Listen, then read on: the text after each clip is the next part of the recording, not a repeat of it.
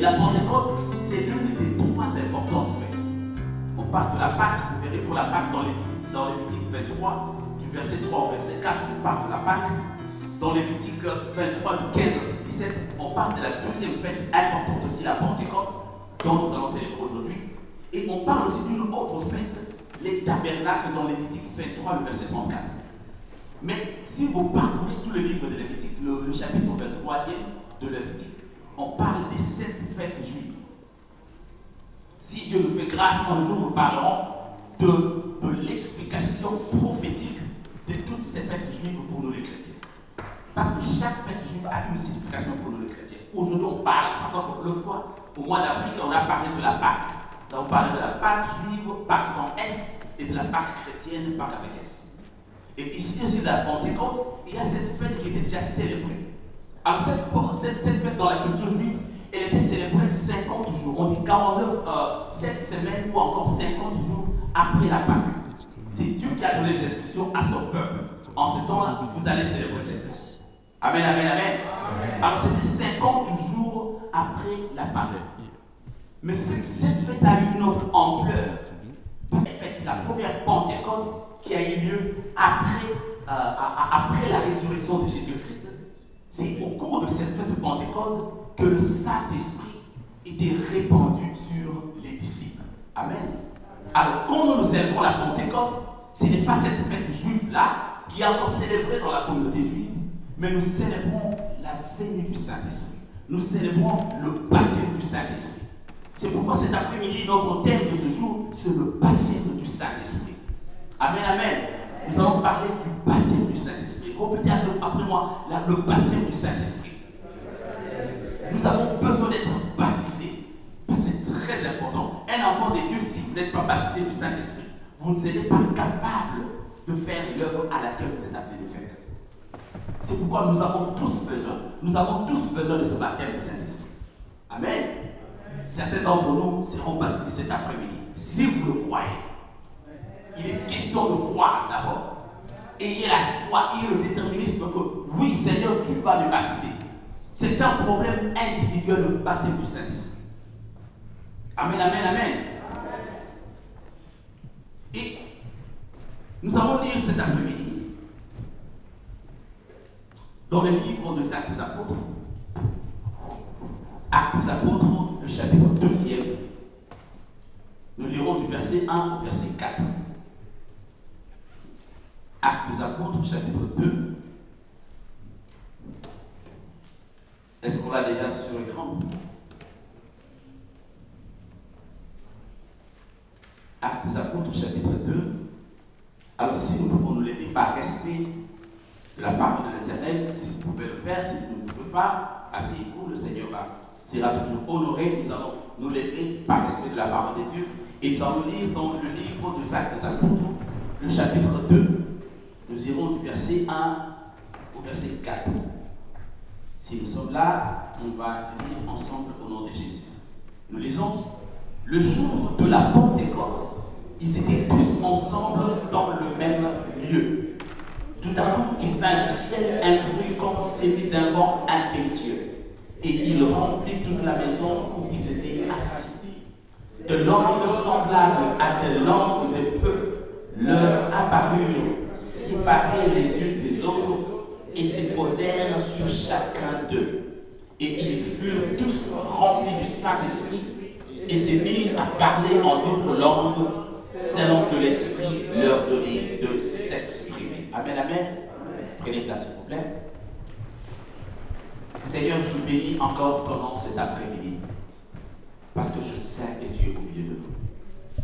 Yahweh, je bénis ton nom parce qu'aujourd'hui que nous célébrons la Pentecôte, nous célébrons aussi la venue du Saint-Esprit. Nous célébrons l'effusion du Saint-Esprit sur l'Église. Et nous avons la foi, Seigneur, que cet Esprit est présent et tu vas déverser de ton Esprit sur cette assemblée Maranatha.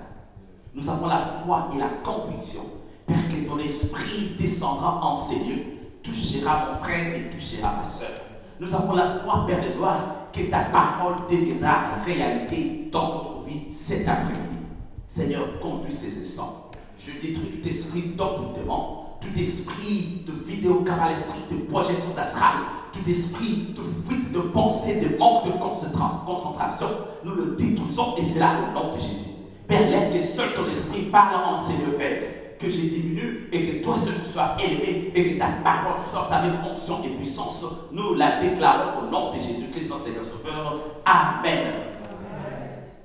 Le baptême du Saint-Esprit. Le baptême du Saint-Esprit, c'était une promesse que Dieu avait faite à son peuple, à ses enfants. Et cette promesse remonte déjà dans l'Ancien Testament.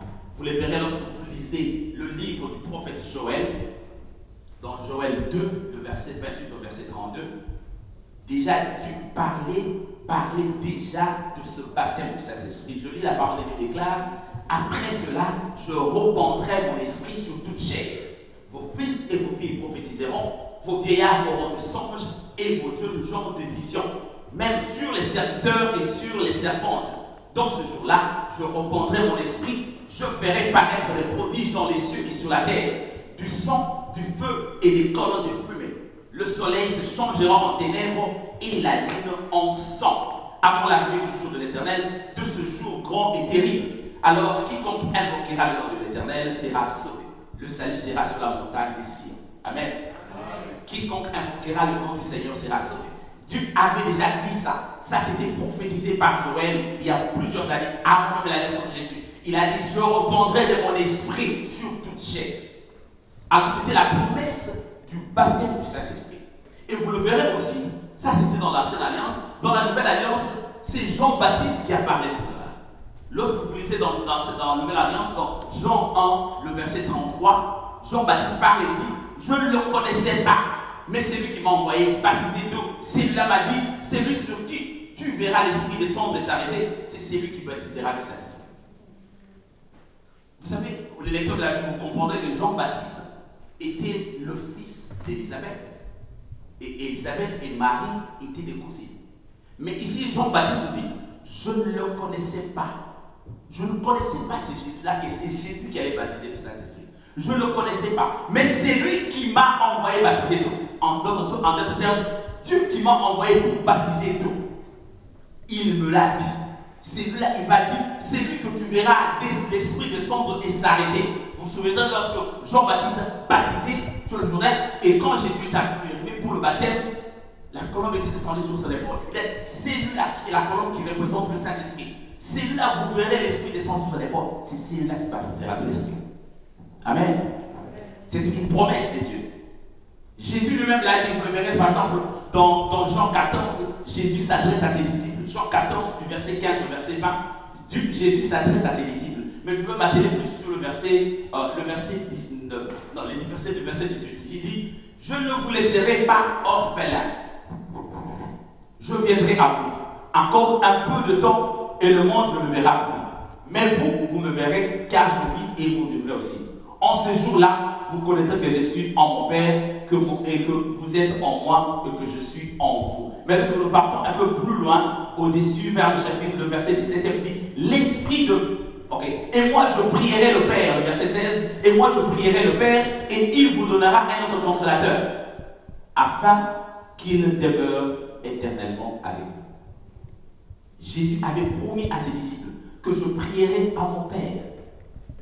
Je me souviens, l'évangile Paul m'a parlé là-dessus la fois passée. Que lui-même, d'abord Jésus-Christ était le premier consolateur. Et pendant qu'il partait, il dit: non, je ne vous laisserai pas seul. Je prierai au Père qu'il vous envoie un autre consolateur.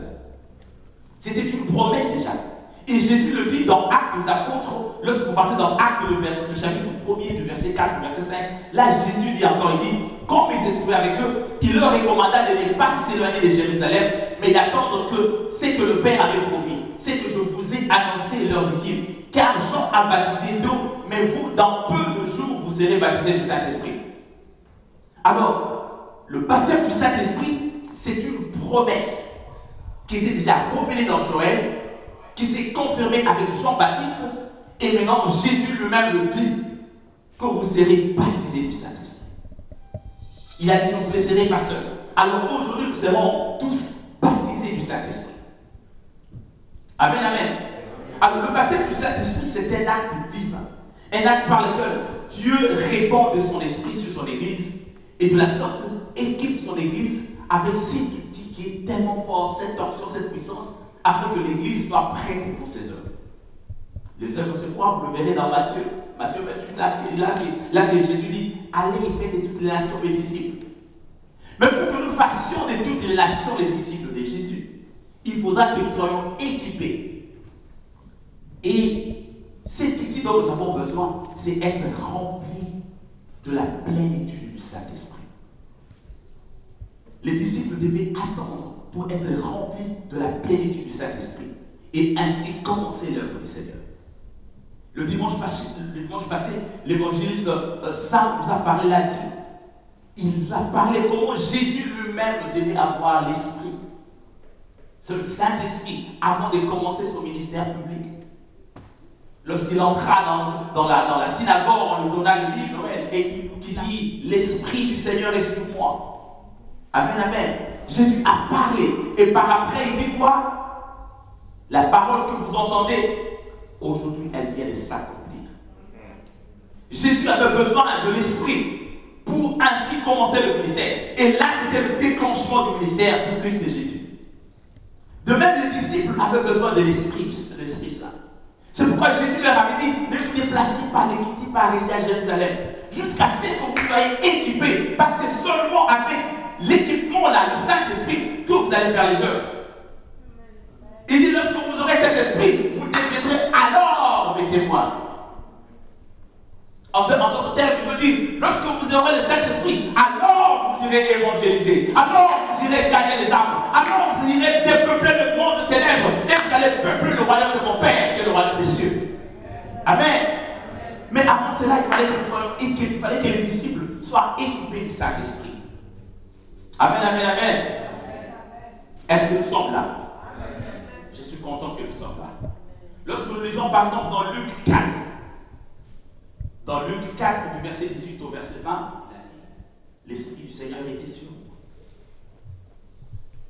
L'Esprit du Seigneur était sur nous. Est-ce que l'Esprit du Seigneur est sur nous? Il dit cet esprit était sur lui. Pourquoi? Parce qu'il était loin. Parce qu'il m'a loin pour annoncer une bonne nouvelle au monde. Nous avons besoin de cet esprit aujourd'hui pour aussi annoncer cette bonne nouvelle qui est la nouvelle du salut de l'humanité à tous ceux qui sont perdus. Mais très important, si vous remarquerez que dans Acte 1, verset 4 au verset 5, Jésus recommande à ses disciples de ne pas quitter Jérusalem. Il dit à ses disciples d'y rester. Dans Acte 1, verset 4 au verset 5, il recommande d'aller nulle part, rester à Jérusalem, jusqu'à ce que le Saint-Esprit descendra sur vous. Et cet après-midi, que la promesse de Dieu ne peut s'accomplir que seulement si tu vas à l'endroit où tu veux que tu sois. Amen. Des fois, nous traînons, nous faisons tarder la promesse de Dieu dans notre vie. Parce que tout ça, vous voyez, Dieu t'a dit, sois là. Tu quittes là, tu vas t'asseoir là. Tu n'auras pas ta bénédiction. Lorsqu'elle viendra te visiter là-bas, elle trouvera un vide et elle s'en allera vers le Père. Toi, tu es là-bas. Jésus a dit à ses disciples, ne quittez pas Jérusalem. Bien-aimés, est-ce qu'on est là? Des fois, la bénédiction, la promesse de Dieu est retardée dans notre vie. Ma soeur, vous verrez encore, dans Maranatha, il n'y a pas de garçons, il n'y a pas des hommes. Tous ils sont mariés. Moi qui vais me marier là-bas, je vais aller à l'église, notre église où il y a quand même des célibataires, je vais me marier. Détrompez-vous. Si Dieu vous a dit que votre bénédiction c'est à Maranatha, le mariage c'est à Maranatha, restez à Maranatha. Parce que moi j'ai un témoignage. J'ai essayé les mamans que je connais, les sœurs de Maranatha, qui se sont mariées, mais il n'y avait pas de jeunes de Maranatha. Les gens sont venus d'ailleurs pour les épouser. Amen. Vous savez, c'est curieux que ces sœurs-là ne sont pas là aujourd'hui. Amen. Amen. La bénédiction de Dieu, la bénédiction de Dieu doit te localiser. Dieu sait que tu es à Maranatha. Il va chercher quelqu'un, je ne sais pas où c'est là-bas, allez, amenez jusqu'à Maranatha pour cette sœur-là. Jésus a dit à ses disciples, ne quittez pas Jérusalem. C'était une commandations, jusqu'à ce que vous ayez le Saint-Esprit. Jésus n'a pas dit que quitter Jérusalem, aller à Samarie, ou quitter Jérusalem, aller en Judée, non. Il a dit demeurer à Jérusalem. Et lorsque vous serez bénis à Jérusalem, vous serez mes témoins en Samarie, vous serez mes témoins en Judée. Il dit je vais vous équiper d'abord dans ces lieux-là de bénédiction. Mais une fois que vous êtes bénis, vous irez parler de Dieu à Samarie. Amen. Mais nous, qu'est-ce que nous faisons? Jésus nous dit restez à Jérusalem. Nous partons le chercher à Samarie. À Samarie, au je manque même le mot à dire. Jésus dit reste à Jérusalem. Toi, tu vas l'attendre à Samarie, tu ne l'auras pas. Il dit à Samarie, c'est là que tu iras évangéliser. À Samarie, en Judée, c'est là que tu iras évangéliser. Mais moi, je veux t'équiper de la puissance à Jérusalem. Amen. Bien-aimé, es-tu dans l'endroit où Dieu veut que tu sois? C'est une question pour nous à nous poser chacun d'entre nous. Est-ce que Maranatha, c'est là que Dieu veut que tu sois? Si tu sais, le Seigneur t'a convaincu, il faut que tu sois là, reste là. Parce que ta bénédiction viendra de là. Amen. Et si vous n'êtes pas dans l'endroit où Dieu veut que vous soyez, bien aimé, rentrez dans l'endroit où Dieu veut que vous soyez. Et vous verrez la promesse de Dieu s'accomplir dans votre vie. C'est pourquoi je bénis le Seigneur, parce que l'évangile JP est ici. Papa, ta promesse s'accomplira aujourd'hui. Amen. Amen. Des fois on est malade, on s'est dit, je reste à la maison. Mais malgré ça, notre bien-aimé a fait violence pour elle. J'ai pris sincèrement que le Seigneur me fasse grâce. Ma soeur, vous avez quitté votre église parce que vous ne voyez plus le mariage venir. Vous qui me suivez sur Internet. Vous dites qu'il n'y a plus des petits garçons là-bas. Ne fouillez pas Jérusalem.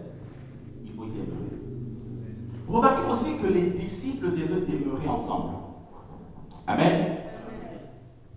Après la recommandation de rester à Jérusalem, d'abord les disciples demeuraient ensemble. Ils étaient en accord. Ils étaient en harmonie. Mais vous comprendrez que ces mêmes disciples, pendant qu'ils étaient avec Jésus, il y avait beaucoup de tumultes entre les disciples.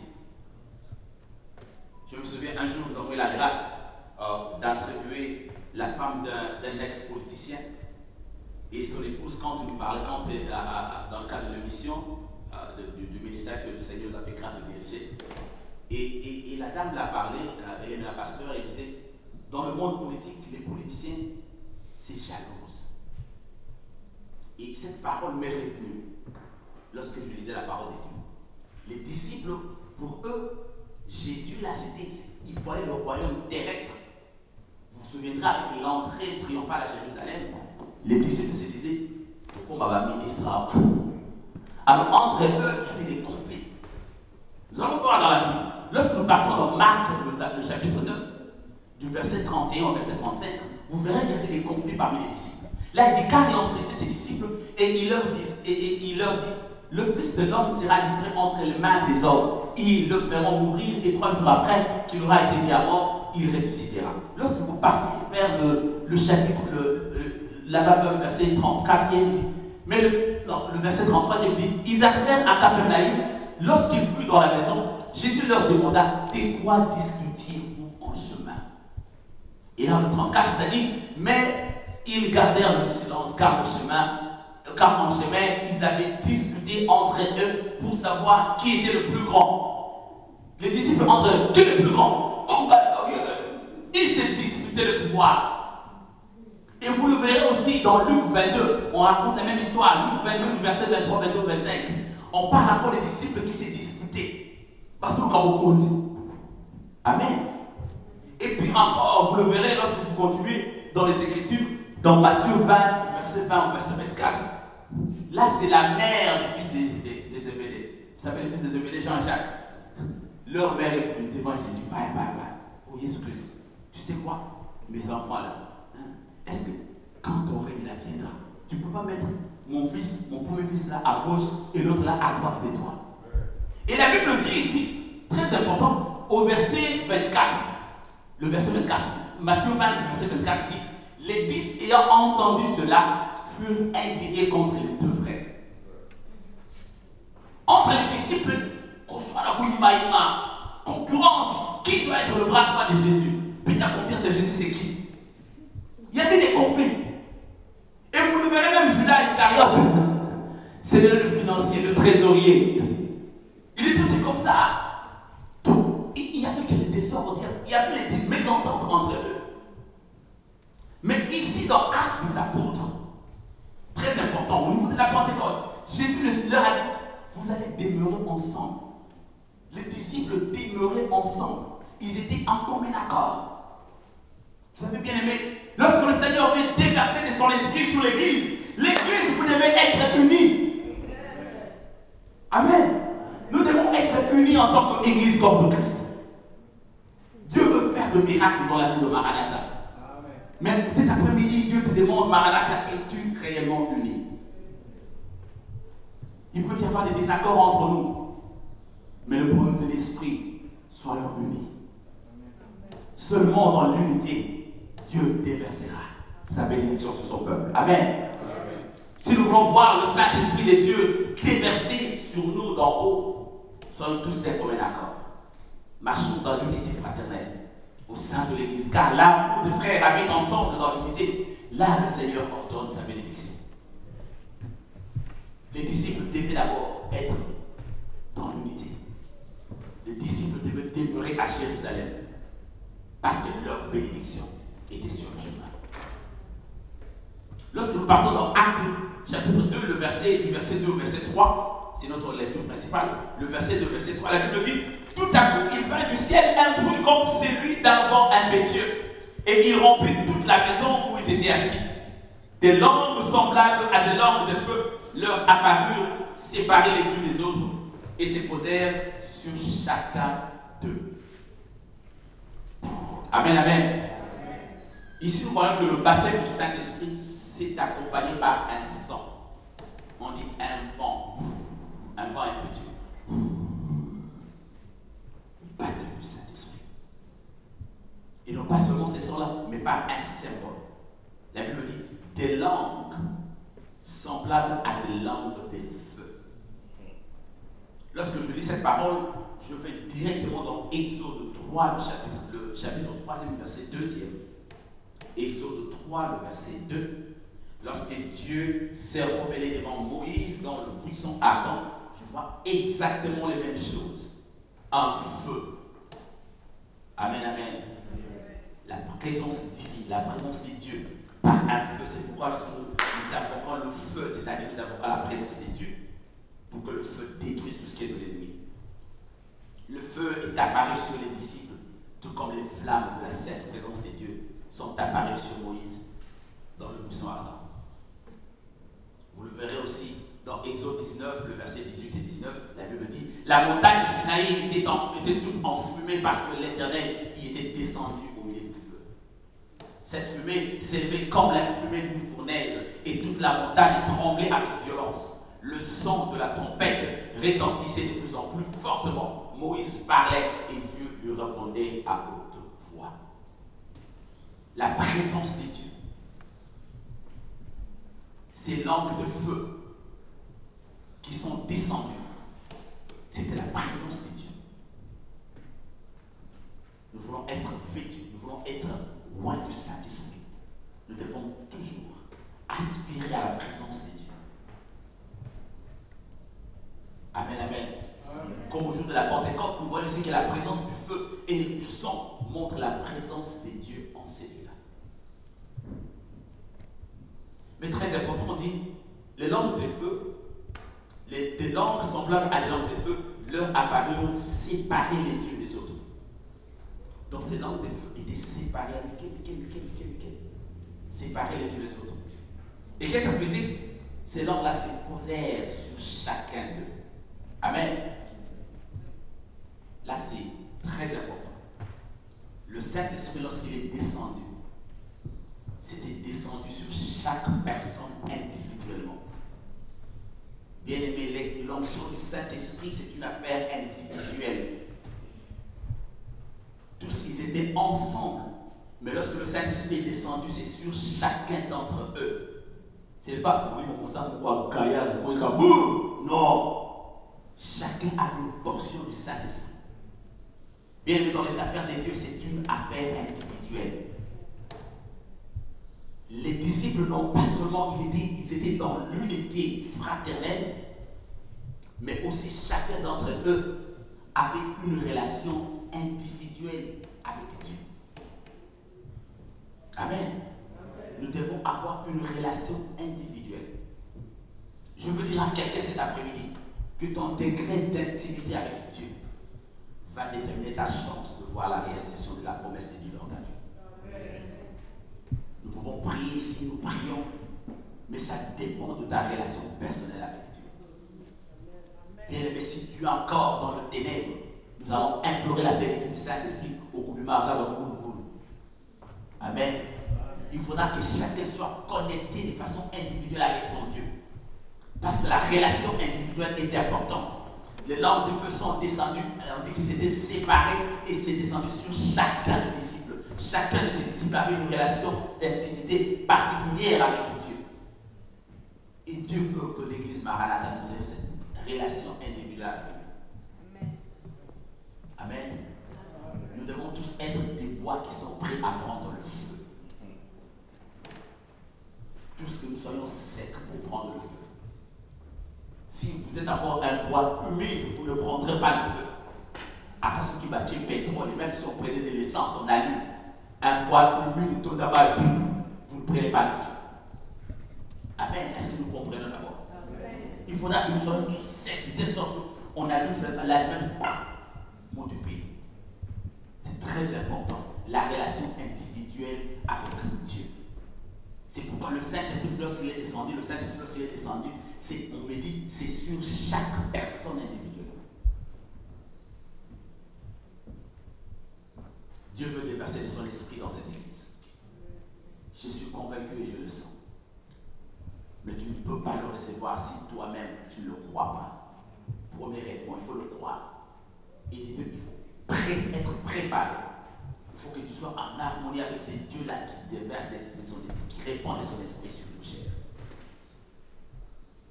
Autre chose importante, c'est qu'avec la venue du Saint-Esprit, il y a aussi la possibilité de communiquer le message de Dieu de façon surnaturelle.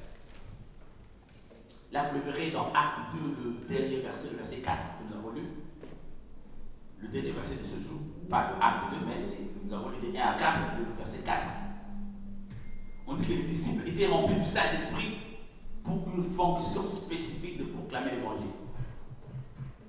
Lorsqu'ils sont remplis du Saint-Esprit, ils ont commencé à parler en langue. Bien aimé, il y a encore des doctrines qui ne croient pas en parler en langue. Ça me fait très mal au cœur. Il y a encore des doctrines qui ne croient pas en cela. Le parler en langue est vrai. Amen. Le parler en langue est vrai. Les disciples l'ont fait. Ils étaient tous remplis du Saint-Esprit. Ils ont commencé à parler en langue. Et c'était très important parce que c'était la fête de Pentecôte, comme j'avais signalé au début. Alors à Jérusalem, c'était plein. Les gens étaient venus de partout. Ça fait les Juifs là, ils observent leur fête. Je me souviens, quand j'étais à l'université à York, il y avait des fêtes là, juifs qu'on appelait les Rosh Hashanah et Yom Kippour. Vous verrez mes collègues là avec leurs petits chapeaux. Ils observent leur fête. Amen. Ils observent, et surtout que York, c'est une université juive. Je crois que le prophète c'est un juif. Alors, ils sont nombreux là-bas. Et ils observaient ces fêtes-là. Alors, en Jérusalem, c'était plein. Et quand les disciples ont commencé à parler en langue, tout le monde qui était représenté là, ils comprenaient ce qu'ils disaient. Chacun dans sa langue individuelle. Le parler en langue est vrai. Alors, Dieu a équipé son peuple. Il a équipé les disciples du Saint-Esprit. Ils ont commencé à parler en langue. Mais ce travail-là, cette onction du Saint-Esprit, c'était afin que le peuple de Dieu, les disciples de Jésus, soient des témoins. Commencent à travailler, nous avons lu, qui commencent à être évangélistes, les ambassadeurs, les témoins de Jésus. Et à prêcher la bonne nouvelle à Jérusalem, en Judée, dans la Samarie et aux extrémités de la terre. Le Seigneur te dit, bien aimé, que lorsqu'il va t'équiper du Saint-Esprit, ce n'est pas pour l'étouffer. Hein. Il y a des gens qui étouffent l'œuvre de Dieu. Il y a des gens qui étouffent. Dieu t'a donné une belle voix pour chanter. Ah non, tu es assis sur la voix. Hey, Dieu te donne le Saint-Esprit, c'est pour son œuvre. Jésus a dit, je vous serai équipé du Saint-Esprit et vous deviendrez mes témoins. Bien aimé, Dieu est équipé du Saint-Esprit, c'est pour aller parler. Quelle est ta Samarie? Peut-être que ta Samarie, c'est ton lieu de travail. Peut-être ta Judée, c'est ta famille, ta belle famille. Ceux-là qui sont dans ton entourage, qui ne connaissent pas encore Christ. Et quand on dit de prêcher, d'évangéliser, bon, vous savez, lui là, il y a des catholiques à Kalaye, ma langue, tu as l'onction du Saint-Esprit pour évangéliser à cette personne. Alors très souvent, qu'est-ce qu'on fait? Nous avons notre esprit, le Saint-Esprit, on est assis. On étouffe l'œuvre du Seigneur. Mais ce n'est pas cela que Dieu nous a appelés. Il a déversé son esprit, il a répandu de son esprit pour que nous devenions les ambassadeurs de Jésus-Christ. Pour que nous devenions les témoins de Jésus-Christ. Dans le monde politique, lorsque vous êtes nommé ambassadeur dans un pays, vous ne partez pas rester dans votre maison, vous dormez.